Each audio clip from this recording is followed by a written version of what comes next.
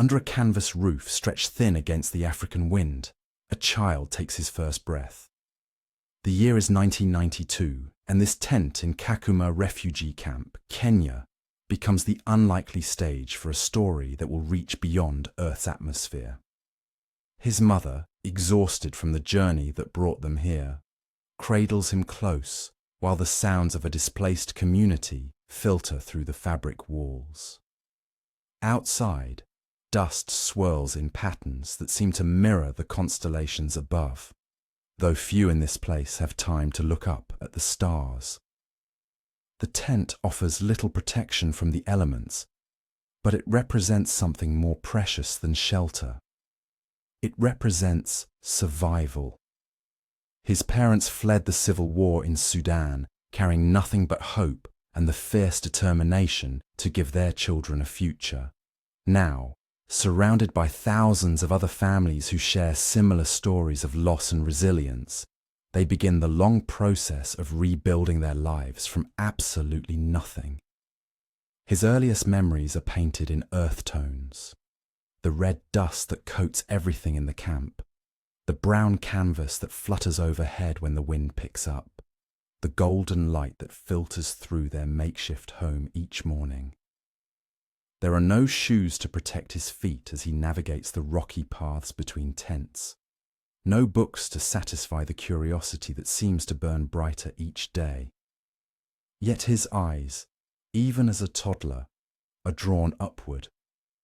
While other children play with stones and scraps of metal, he lies on his back in the evenings, transfixed by the vast expanse of stars that blanket the Kenyan sky. The refugee camp is a world unto itself, with its own rhythms and unwritten rules. Water must be collected before dawn. Food distributions happen according to schedules that change without notice. Education, when available, takes place under trees or in structures built from whatever materials the community can gather. His parents, despite their own limited formal education, recognize something special in their son's endless questions about the world around him. Why do the stars appear to move?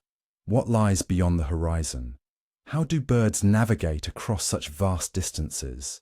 In this environment where survival takes precedence over everything else, curiosity becomes both a luxury and a lifeline. While other families focus entirely on the immediate needs of food, water, and shelter, his mother notices how her son's face lights up when he spots aircraft passing overhead. She watches him construct elaborate structures from bottle caps and wire, always reaching higher, always trying to make them soar. Even without understanding the science behind his fascinations, she recognizes that his mind operates differently, hungrily absorbing every detail of the world around him. The camp's library, if it could be called that, consists of a few donated books stored in a metal container. Most are religious texts or basic primers in English and Swahili. But occasionally, aid workers or volunteers bring materials that expand the limited collection. It is in this sparse repository of knowledge that his destiny begins to take shape, though no one could have predicted the extraordinary journey that would unfold from such humble beginnings. Life in Kakuma follows patterns established by necessity rather than choice.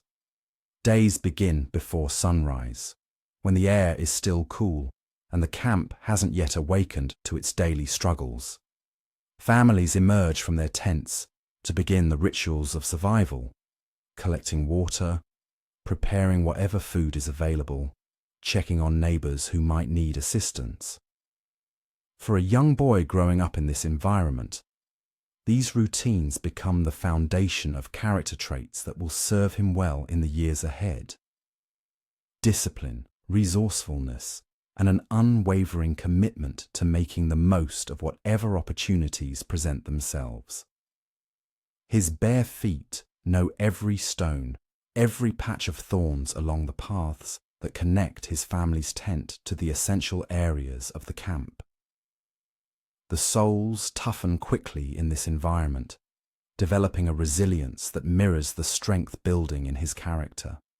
Without shoes, he learns to move carefully, deliberately, planning each step with the kind of precision that will later serve him in laboratories and control rooms thousands of miles away.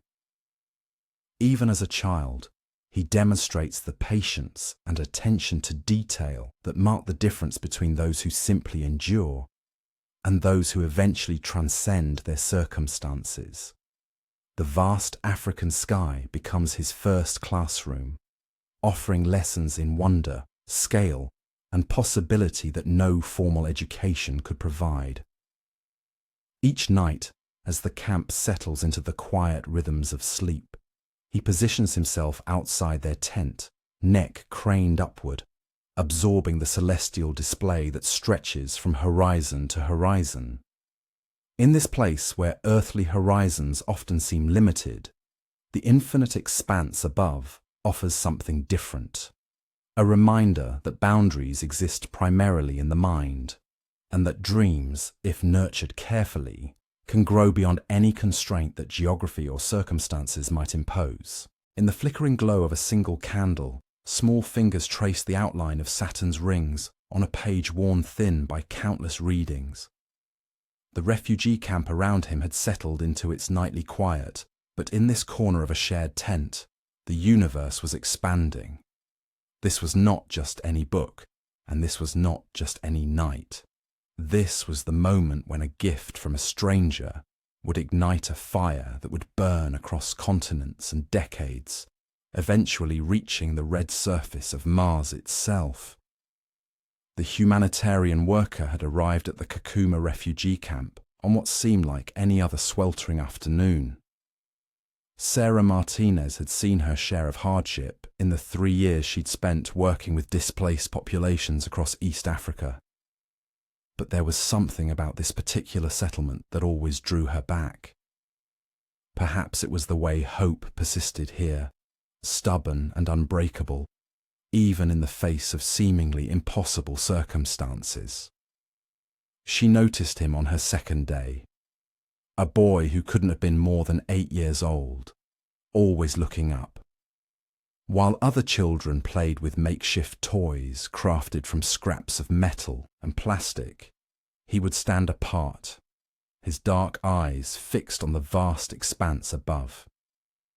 During the scorching afternoons when most sought shelter, he would find patches of shade and continue his skyward vigil.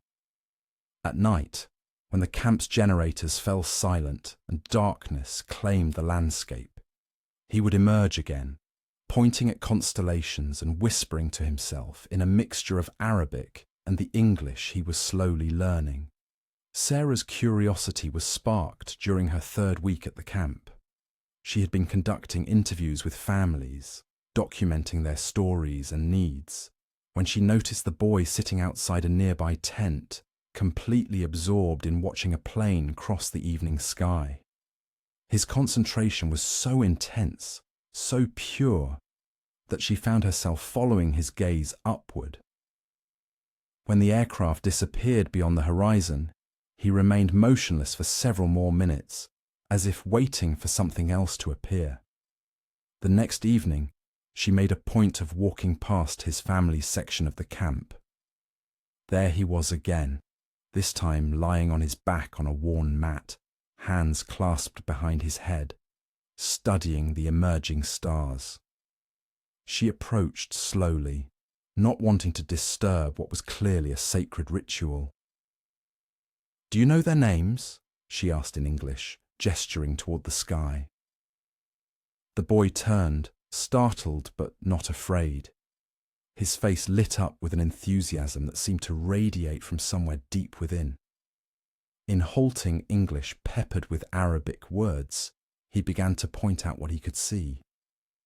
He didn't know the proper names, but he had created his own system of identification. The bright one there was the Mother Star, because it watched over all the others. That cluster resembled his grandmother's cooking pot, so he called it the Pot of Light. Sarah was mesmerized. Here was a child who had never owned a proper toy, who walked barefoot on rocky ground, who had known only the harsh realities of displacement and poverty. Yet he had found wonder in the cosmos above. He had taught himself to read the sky like other children learn to read books. Over the following days, Sarah found herself seeking out these conversations. The boy, whose name was Yassin, would eagerly share his observations and theories. He had noticed that certain stars appeared in different positions depending on the time of year. He had tracked the phases of the moon and could predict when it would be full. He had questions that revealed a mind hungry for understanding. Why did some stars seem to flicker while others remained steady? Were there other worlds beyond what he could see? How far away were those points of light that seemed close enough to touch? Sarah realized she was witnessing something extraordinary. This child possessed the fundamental qualities of a scientist. His curiosity was boundless, his observations methodical, and his desire to understand the mechanisms behind what he saw was absolutely genuine. But he lacked the one thing that could unlock his potential: knowledge. The idea came to her on a Thursday evening as she watched Yassin carefully arranging small stones to represent the constellation patterns he had memorized. Back in her quarters, buried in a box of personal belongings she had brought from home, was a book she had carried through 3 different countries. It was a basic astronomy guide, something she had purchased years earlier during a phase of amateur stargazing. The pages were dog-eared, the cover was faded, and some of the diagrams had been marked up with her own notes, but the information was solid. That night, Sarah sat in her small room and flipped through the book's pages. Star charts, explanations of planetary motion, discussions of galaxies and nebulae, basic physics concepts that govern celestial mechanics. She tried to imagine this knowledge filtered through Yassin's eager mind, tried to picture what might happen when his raw curiosity met structured information. The next evening, she found him in his usual spot, sketching patterns in the dust with a stick. She sat down beside him, and without saying a word, placed the book in his hands. Yassin stared at the cover with an expression Sarah would remember for the rest of her life. His fingers traced the title, sounding out the English words slowly.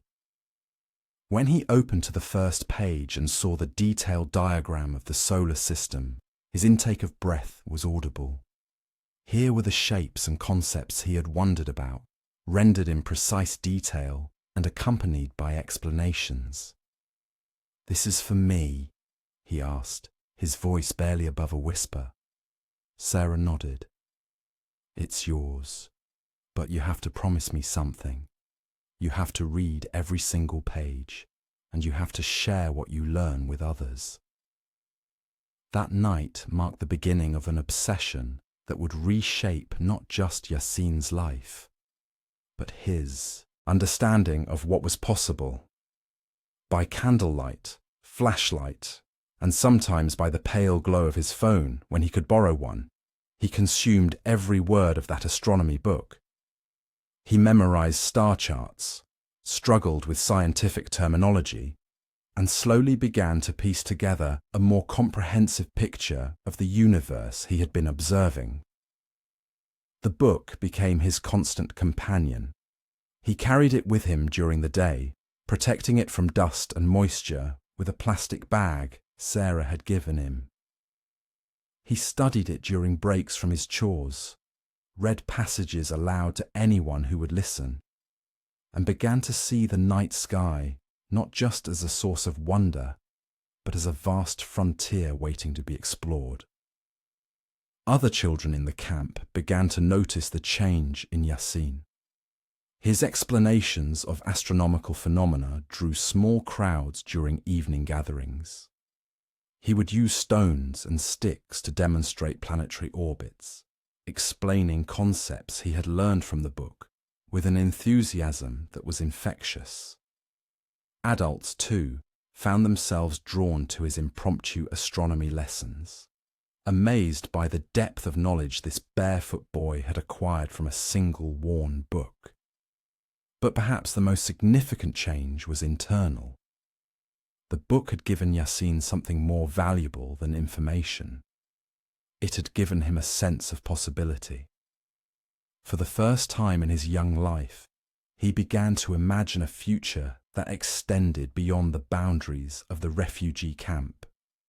If humans could send spacecraft to other planets, if they could build telescopes that revealed distant galaxies, then perhaps there was a place in that work for a boy from Sudan who had learned to love the stars in a tent in Kenya. As the months passed, Sarah watched this transformation with growing amazement. Yasin had not just read the book, he had absorbed it, internalized it, made it part of himself. He could recite facts about planetary distances, explain the life cycles of stars, and discuss the possibility of life on other worlds with the confidence of someone far older and more educated. The gift of that astronomy book had planted a seed that would grow in ways neither Sarah nor Yasin could have imagined. It was the first step on a journey that would eventually take him from the dusty paths of Kakuma to the laboratories of MIT, from refugee status to the halls of NASA, from a boy who dreamed of touching the stars to a man helping to design humanity's next giant leap into space. In the years that followed, as Yasin's path unfolded in ways that seemed almost impossibly perfect, he would often return to that pivotal moment when a stranger's kindness changed everything. The book itself would become worn beyond recognition, its pages eventually falling apart from use, but the knowledge it contained, and more importantly, the sense of possibility it had awakened, would prove indestructible. The mathematics test lay before him, 23 questions that would determine whether he left this place or remained forever. His pencil, shortened by countless sharpenings, trembled slightly in his grip. Around him, dust motes danced in the afternoon light, streaming through windows that had never known glass. Only plastic sheeting yellowed by years of desert wind. This was not just another examination. This was the gateway between two worlds. He had taught himself calculus from a textbook missing its first 40 pages. He had learned physics from diagrams drawn in red earth when paper ran out. He had memorized the periodic table by carving elements into the trunk of the one tree that provided shade for their makeshift classroom. Every formula, every equation, every principle had been absorbed not through comfortable lectures in air-conditioned rooms, but through the grinding discipline of a young man who understood that knowledge was his only currency. The volunteer teacher who administered these scholarship tests had seen thousands of hopeful faces over the years. Most possessed raw intelligence. Many demonstrated remarkable resilience. But something about this 18-year-old was different. It was not just his performance on practice examinations, though those scores consistently approached perfection. It was not just his ability to explain complex concepts to younger students, though his teaching had become legendary throughout the camp. It was the way he carried that worn astronomy book, pages held together with strips torn from plastic bags, as if it contained not just information but prophecy. That book had become his compass through years of uncertainty. When food was scarce and his stomach cramped with hunger, he read about the nuclear fusion that powered stars. When the rains failed and dust storms turned day into night, he studied the atmospheric dynamics of distant planets. When despair threatened to overwhelm his family, he would point to Venus hanging bright in the evening sky and speak of missions yet to come, of rovers traversing alien landscapes, of humans walking on worlds beyond imagination. His obsession had not gone unnoticed. Camp administrators initially worried about a young man so absorbed in what seemed like fantasy when practical survival demanded every ounce of attention. But as his academic performance soared, as his test scores began catching the attention of international programs, as scholarship committees started requesting interviews, that obsession revealed itself as vision. What others had mistaken for escapism was actually the most pragmatic possible investment in his future. The application process for these prestigious scholarships was labyrinthine, designed to identify not just intellectual capability, but the kind of determination that would sustain students through years of rigorous study, far from everything familiar. Personal essays required not just exceptional writing, but the ability to articulate a compelling life narrative. Recommendation letters needed to come from credible sources who could speak to character and potential. Test scores had to demonstrate mastery across multiple disciplines. And somewhere in those hundreds of pages, scholarship committees needed to find that indefinable quality that separated the merely gifted from those destined to reshape their fields. He spent months crafting his personal statement, writing and rewriting until every sentence carried maximum impact. How do you compress 18 years of refugee existence into 2 pages without either overwhelming readers with hardship or diminishing the magnitude of obstacles overcome? How do you balance humility with confidence, gratitude with ambition, respect for your origins with hunger for transformation? He wrote about nights spent tutoring younger children by lamplight, about teaching himself programming on a donated computer with a cracked screen, about the moment he realized that his dream of space exploration was not naive fantasy, but achievable goal. The recommendation letters came from unexpected sources. A camp doctor who had watched him volunteer at the medical clinic, translating between languages and calming frightened children before vaccinations. A water engineer who had taught him basic principles of fluid dynamics while repairing the camp's aging pump systems. A visiting professor who had been so impressed by his questions during a one-day workshop that she stayed in correspondence for 2 years, becoming his informal academic mentor through email exchanges that sometimes stretched past midnight. But it was the astronomy book itself that became his most powerful application component. Rather than simply describing its influence, he photographed every page, documenting his handwritten notes in margins, his calculations scrawled between lines, his diagrams sketched on blank spaces. Committee members later described being moved not just by his obvious mastery of the material, but by the physical evidence of hunger for knowledge. Here was someone who had quite literally worn out a textbook through use, who had extracted every possible insight from finite resources. The interview process presented new challenges. Conducted via video call due to logistical impossibilities of bringing candidates to distant campuses, these conversations demanded not just intellectual demonstration, but cultural navigation. How do you convey confidence without seeming arrogant? How do you discuss ambitious plans without appearing unrealistic? How do you honor your background without allowing it to overshadow your potential? He practiced with camp volunteers, refining his ability to discuss complex technical concepts while remaining relatable and humble. When the acceptance letter arrived, hand-delivered by a volunteer who had traveled specifically to witness his reaction, the moment carried weight that extended far beyond individual achievement. This validation of possibility itself. Here was proof that extraordinary circumstances could produce extraordinary outcomes, that refuge camps were not just holding areas for displaced populations, but potential launching pads for global leaders. The scholarship was comprehensive, covering not just tuition but living expenses, books, laboratory fees, even travel costs for the journey from East Africa to New England. But beyond financial support, it represented entry into networks and communities that would shape his trajectory for decades.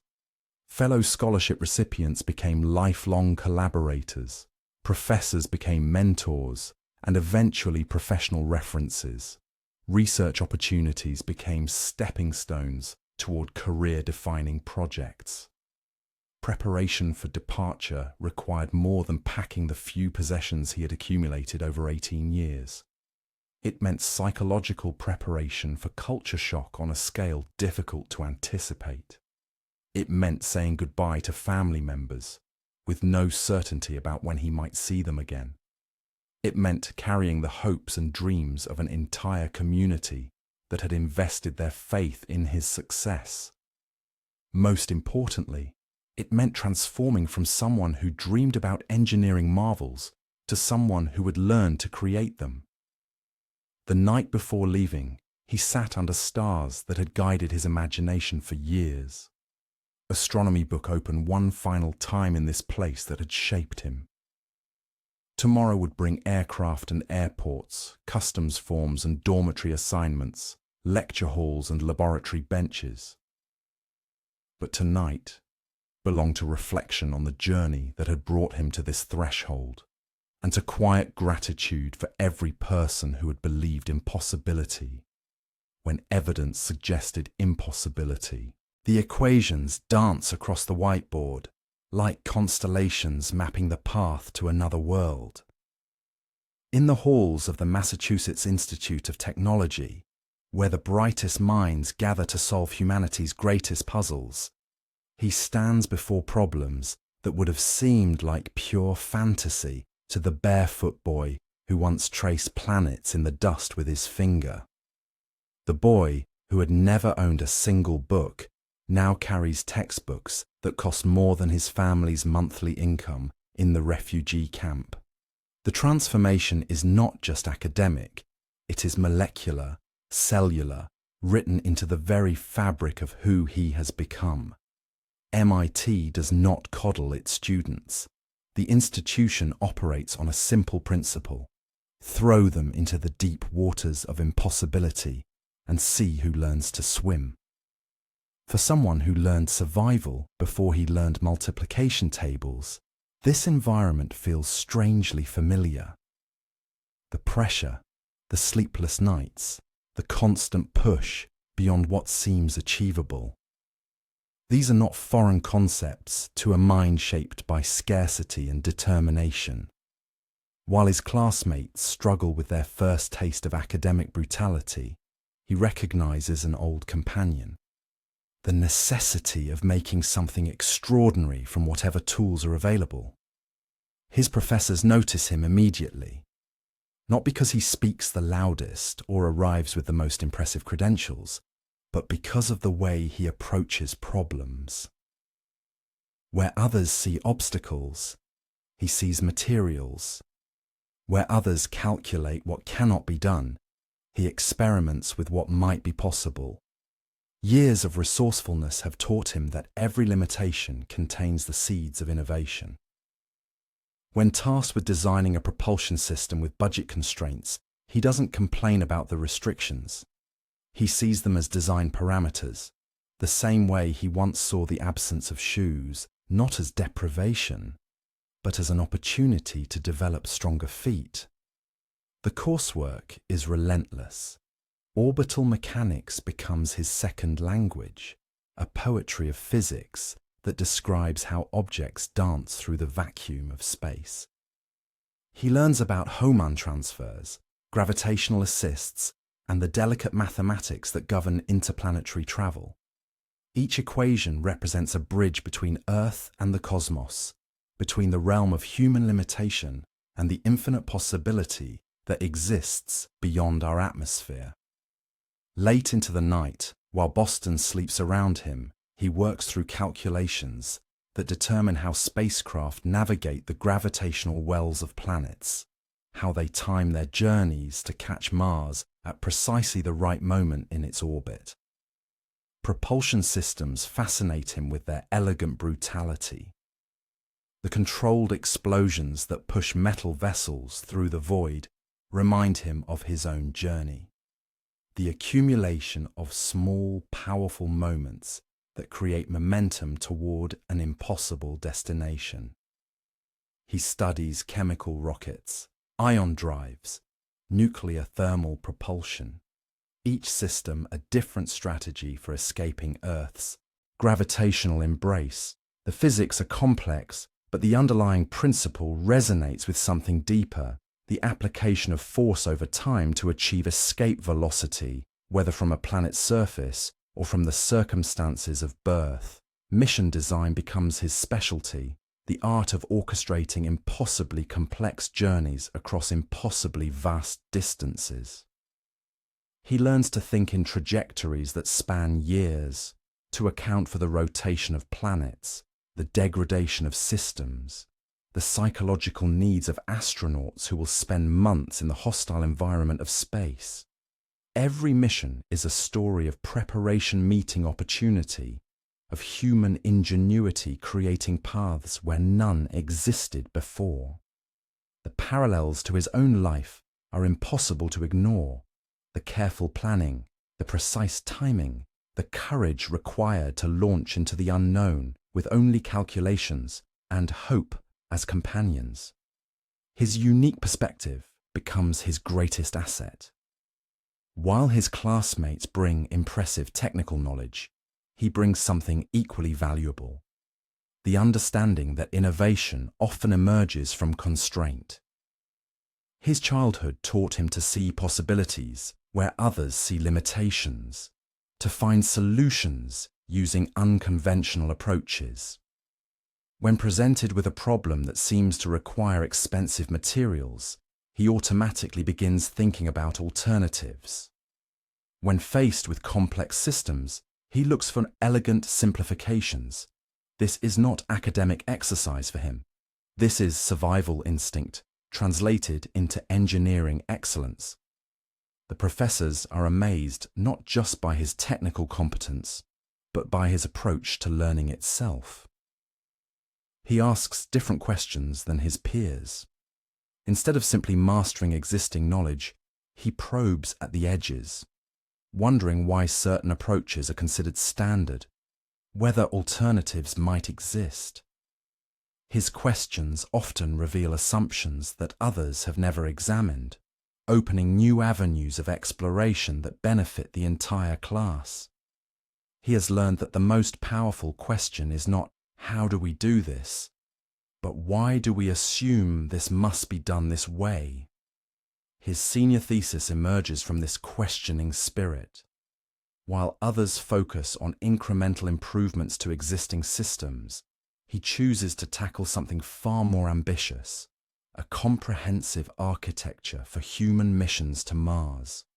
The project represents everything he has learned, every skill he has developed, every lesson about resourcefulness and determination that his journey has taught him. Mars has been humanity's dream for generations, but it has remained a dream because of the enormous technical, logistical, and financial challenges involved. He decides to approach these challenges the same way he once approached the problem of education without books, or the challenge of advancement without resources. The thesis grows into something remarkable. He designs not just the spacecraft that would carry humans to Mars, but the entire ecosystem required to sustain such a mission. Landing systems capable of delivering large payloads to the Martian surface, life support systems that can function reliably for years in the harsh environment, power generation solutions that work in the reduced sunlight and frequent dust storms, communication systems that maintain contact across the vast distance between Earth and Mars. Each component represents months of research, calculation, and innovation. But the most impressive aspect of his work is not the technical sophistication. It is the philosophical approach. He designs the mission not as a demonstration of human capability, but as a foundation for human presence. Every system is built with expansion in mind, with the assumption that the first mission will be followed by others, that temporary visits will evolve into permanent settlement. This long-term thinking reflects the patience and persistence that carried him from the refugee camp to this moment. He understands that true achievement is not about reaching a destination, but about building pathways that others can follow. The presentation of his thesis draws attention from across the university. Faculty members from different departments attend, curious about the refugee camp boy who has reimagined humanity's approach to interplanetary exploration. His presentation is not just technical, but inspirational, weaving together the mathematics of orbital mechanics with the human drive to explore, to push boundaries, to transform impossibility into inevitability.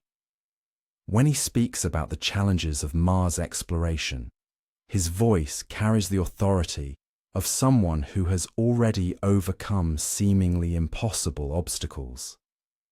Among the audience that day are representatives from NASA, the agency responsible for America's space exploration efforts. They have seen thousands of student projects over the years, most of them variations on familiar themes. But this work is different. The technical competence is impressive, but not unprecedented. What captures their attention is the vision behind the work, the understanding that space exploration is not just about technology, but about human perseverance, about the courage to attempt what has never been done before. They recognize something in the presenter that mirrors the spirit that once carried humans to the moon. The combination of technical excellence and unshakable determination. The NASA representatives approach him after the presentation. They speak about opportunities, about the possibility of turning academic excellence into real-world impact.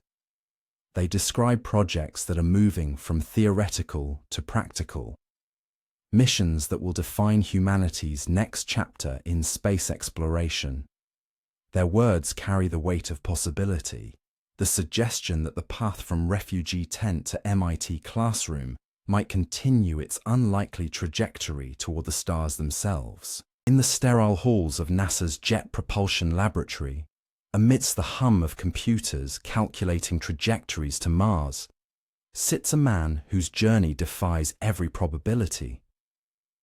His fingers, weathered by years of struggle, now trace the blueprints of spacecraft that will carry humanity to another world.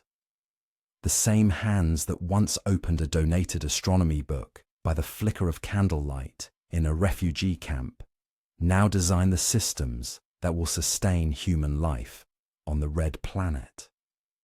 This is the story of how a boy born in a tent became the architect of humanity's greatest adventure. His name appears on mission documents that will shape the next chapter of human exploration. But his beginning was written in the dust of Dadaab, the world's largest refugee camp, sprawling across the arid landscapes of northeastern Kenya. Here, beneath a canvas sky stretched tight against wooden poles, he drew his first breath in 1985. His mother, exhausted from the journey that brought them here, held him close as the sounds of a displaced nation echoed through the temporary city of tents. His father, a mathematics teacher from Sudan, had fled with nothing but hope and the weight of his family's survival on his shoulders. The camp was a universe unto itself, home to hundreds of thousands of souls seeking refuge from wars and famines that had torn through the Horn of Africa. Children were born here, grew here, and some would die here, never knowing any other world. The boy's earliest memories were painted in shades of ochre dust, and the endless blue of acrylic tarps that served as walls and roofs. Water came in plastic jerry cans, carried on the backs of women who walked miles each day. Food arrived in sacks marked with foreign letters, distributed by organizations whose names the children learned before they learned to read. But within this landscape of displacement lived extraordinary resilience. His father, though stripped of his formal teaching position, gathered children under the shade of the few trees that dotted the camp. With a stick in the sand, he drew numbers and letters, determined that displacement would not mean the death of learning. The boy watched as equations took shape in the dust, as his father explained concepts with the passion of someone who believed education was the one thing that could never be taken away. Shoes were a luxury few could afford, and the boy's feet grew tough against the rocky ground. Books were even rarer treasures, passed from hand to hand until their pages fell apart. Most children in the camp would never hold a textbook, never see their reflection in the possibility of a different life. But the boy possessed something that set him apart from his earliest days, a quality his mother first noticed when he was barely 3 years old. While other children played with toys fashioned from wire and bottle caps, he stared at the sky with an intensity that unnerved the adults around him. He would lie on his back in the narrow space between, tense, ignoring the dust that settled on his clothes, his eyes fixed on the canopy above. During the day, he tracked the movement of clouds, noting patterns that others dismissed as random. At night, when the camp settled into its restless sleep, he remained awake, studying the stars with a focus that seemed to pull him upward, away from the earthbound realities of refugee life. His mother would find him there in the early hours of morning, still gazing upward, and she began to understand that her son was reaching for something far beyond the boundaries of their temporary world.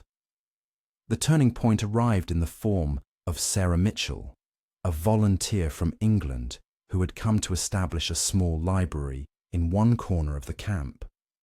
She was young, barely out of university, armed with idealism and several crates of donated books. Most were practical, focusing on basic literacy and health education. But buried in one crate, almost by accident, was a single copy of a children's astronomy book, its pages filled with photographs of galaxies and nebulae, explanations of planetary motion, and stories of the brave men and women who had dedicated their lives to understanding the cosmos. The day Sarah Mitchell placed that book in the boy's hands would later be marked as the moment everything changed. He was 7 years old, his English still fragmented, but the images spoke a language he understood instinctively. The photographs of Saturn's rings, the surface of Mars scarred with ancient canyons, the spiral arms of distant galaxies.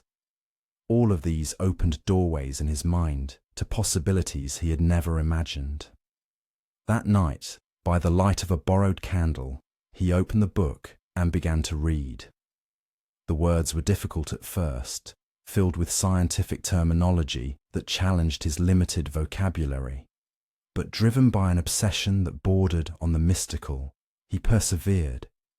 He asked his father to explain the complex terms, and together they worked through concepts of gravity, orbital mechanics, and the vast scales of space and time. What began as curiosity grew into something approaching reverence. The boy began to see the refugee camp not as the entire world, but as a tiny speck on a planet that was itself a tiny speck in a universe of unimaginable scope and beauty. His fascination became legendary within the camp. Other children would gather around him as he shared what he had learned, his young voice describing the moons of Jupiter or the life cycle of stars. Adults began to take notice of the boy who spoke of Mars as if he had been there, who could explain why the seasons changed and how rockets escaped the pull of Earth's gravity. In a place where hope was often in short supply, his enthusiasm for the cosmos became a source of light for the entire community. But knowledge without opportunity might have remained forever trapped within the confines of the camp. The boy's transformation from curious child to serious student required intervention from the outside world, and it came through a scholarship program designed to identify exceptional students among refugee populations. When representatives from the program visited Dadaab in 1998, they encountered a 13-year-old who spoke about space exploration with the authority of someone twice his age, who had somehow taught himself advanced mathematics using nothing but donated textbooks and pure determination. The scholarship would take him away from everything he had ever known, to a boarding school in Nairobi, where he would be the only refugee among students whose families had never known displacement. The decision to leave the camp was agonizing for the entire family. His parents understood that education was their son's pathway to a different life, but separation felt like another kind of death. The night before he left Dadaab, the boy sat with his father under the same sky he had studied for so many years, both of them knowing that this departure marked the end of one chapter and the uncertain beginning of another. The transition to life outside the camp presented challenges no textbook could have prepared him for. In Nairobi, he encountered flush toilets, electric lights, and libraries filled with more books than he had ever imagined existed. But he also faced the subtle and not so subtle prejudices directed toward refugees, the assumption that someone from the camps could never truly belong in the world of academic achievement. Some teachers doubted his abilities, viewing his enthusiasm for physics and mathematics as unrealistic given his background. Some students mocked his accent, his unfamiliarity with urban customs, his intensity about subjects they took for granted. But the boy had learned resilience in a place where it was the only currency that mattered. Every night, while his classmates slept, he studied under the dormitory's single light, reviewing lessons and pushing himself to excel, not just to prove his doubters wrong, but to honor the sacrifice his family had made in letting him go. His grades were exceptional from the beginning, but more importantly, he began to develop the confidence to see himself as more than a refugee, more than a charity case, more than someone whose dreams were constrained by his origins. The astronomy book that had started it all remained his most treasured possession, its pages now worn soft from constant handling. He carried it with him through every transition, every new school, every moment of doubt. When the path seemed impossible, when the distance between his dreams and his reality felt insurmountable, he would open that book and remember the feeling of infinite possibility it had first awakened in a dusty camp in Kenya. The stars that had called to him then continued to call, and he was finally in a position to answer.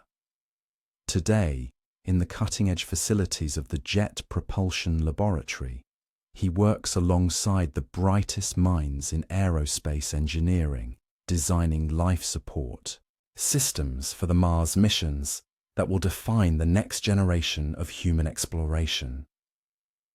The same curiosity that once drove him to study star charts by candlelight now drives him to solve the complex challenges of sustaining human life in the harsh environment of another planet. His colleagues know him as a brilliant engineer whose innovations have advanced the timeline for human Mars exploration by years.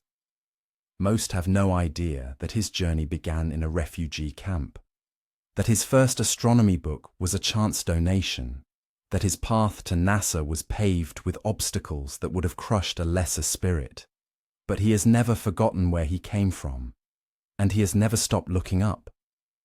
In his office, beside the computer monitors displaying spacecraft schematics and mission timelines, sits that same worn astronomy book that changed everything. It serves as both a reminder and a promise, a connection to the boy who dared to dream of touching the stars, and the man who is now helping to make that dream reality for all of humanity. His story proves that the universe is vast enough to hold every dream, and that sometimes the most extraordinary journeys begin in the